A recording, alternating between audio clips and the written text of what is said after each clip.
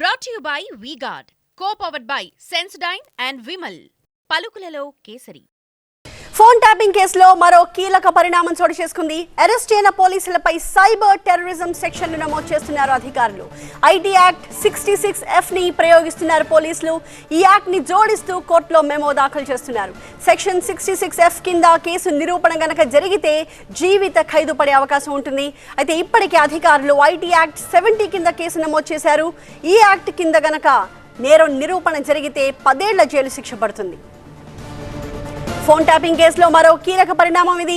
Phone tapping ఆరోపణలతో arrest అయిన నిందితులపై cyber terrorism సెక్షన్లు నమోదు చేయబోతున్నారు పోలీసులు.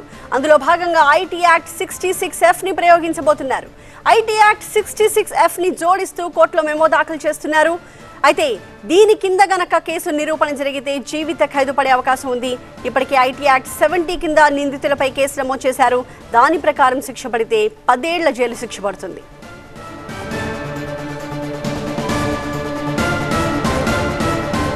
ఈ పరిణామాలకు సంబంధించి మరిన్ని వివరాలు మా కరెస్పాండెంట్ ప్రణీత లైవ్ లో అందిస్తారు. ప్రణీత, ఫోన్ ట్యాపింగ్ కేసులో టెలిగ్రాఫిక్ యాక్ట్ తర్వాత ఇప్పుడు సైబర్ టెర్రరిజం యాక్ట్ తెర మీదకి వస్తోంది.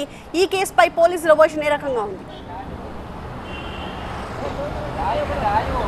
అయితే ఈ అరెస్ట్ అయినటువంటి 4 పోలీస్ అధికారులపైన కూడా సైబర్ టెర్రరిజం అంటే ఐటీ యాక్ట్ సెక్షన్ 66F కింద వీపైన కేసులు నమోదు చేశారు. అయితే ఈ సెక్షన్ని జోడిస్తూ నాంపల్లి కోర్టులో ఇప్పటికీ ఒక మెమోని ఫైల్ చేశారు. అయితే రేపు దానికి సంబంధించినటువంటి విచారణ చేపట్టిన తర్వాత ఆ మెమో యాక్సెప్ట్ చేస్తే కనుక వీరికి శిక్ష లైఫ్ పడేటువంటి అవకాశాలు కూడా కనిపిస్తున్నాయి. అయితే ఈ సైబర్ టెర్రరిజం యాక్ట్ పెట్టడానికి కొన్ని కారణాలను పోలీసులు చెప్తున్నారు.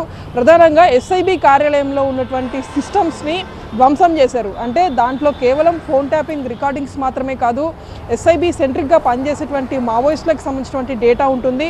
చాలా క్రూషియల్ ఇన్ఫో అందులో ఉంటుంది. సో మావోయిస్టులకు సంబంధించినటువంటి డేటాను సైతం వీళ్ళు ఎరేస్ చేశారు అనేటువంటిది ప్రధాన అభియోగం. సో ఇప్పుడు మావోయిస్టులు అంటేనే అటు రాష్ట్రానికి కావచ్చు, దేశానికి కావచ్చు, వాళ్ళ నుండి భద్రత పరంగా ముప్పు వాటిల్లి ఉంటుంది. కాబట్టి ఆ ఇన్ఫర్మేషన్ని ఎరేస్ చేశారు కాబట్టి అది సైబర్ టెర్రరిజం కిందికి వస్తుందని పోలీసులు చెప్తున్నారు. సో వీళ్ళు ఆ రికార్డ్స్ అన్నిటిని కూడా మాయం చేసి మొత్తం వీళ్ళు స్టేట్తో పాటు దేశ భద్రతకి ముప్పు వాటిల్లేలా ప్రవర్తించారు కాబట్టి వీరిపైన సైబర్ టెర్రరిజం యాక్ట్లు పెట్టారు.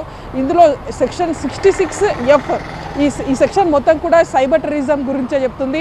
ఈ శిక్ష కనుక రుజువు అయితే ఖచ్చితంగా వీళ్ళకి లైఫ్ ఇంప్రిజన్మెంట్ కూడా పడేటువంటి అవకాశం ఉంది. మరోవైపు ఇదే కేసులో ఆల్రెడీ ఐటీ యాక్ట్ సెక్షన్ 70 పెట్టారు. ఈ 70 అంటేనే దాదాపు 10 ఇయర్స్ పాటు కూడా ఇంప్రిజన్మెంట్ ఉంటుంది. సో ఈ 2 సెక్షన్లు ఇప్పుడు పెట్టారు కాబట్టి తదుపరి వీళ్ళు కోర్టుకు సబ్మిట్ చేయాల్సినటువంటి ఎవిడెన్స్ అంతా సబ్మిట్ చేసి ట్రయల్ స్టార్ట్ అయ్యి ఈ 2 సెక్షన్లు కనుక రుజువు అయితే ఖచ్చితంగా వీళ్ళకి పెద్ద ఎత్తున కూడా శిక్ష పడేటువంటి అవకాశం కనిపిస్తుంది.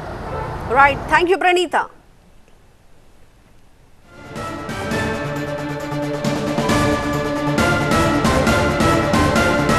Brought to you by V-Guard, co-powered by Sensodyne and Vimal. పలుకులలో కేసరి.